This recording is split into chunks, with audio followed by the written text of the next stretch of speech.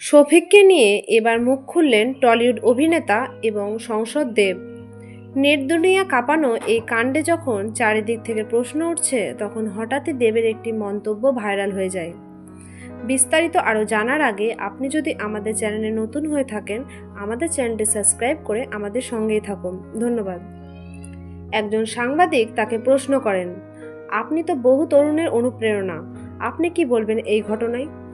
দেব বলেন, আমি সব কিছু না জেনে কিছু বলতে চাই না, তবে একটা কথা বলবো, সোশ্যাল মিডিয়ায় জনপ্রিয়তা মানে জীবন নয়। আমাদের কাজ, আমাদের ব্যবহার, আমাদের দায়িত্ব সবকিছু বিচার হওয়া দরকার।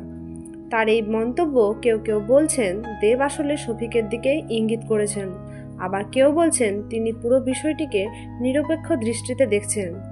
দেব আরও বলেন, নেট দুনিয়ায় আজকাল অনেকে হিরো হয়ে ওঠে, কিন্তু বাস্তবে কে কেমন সেটা সময় বলে দেবে।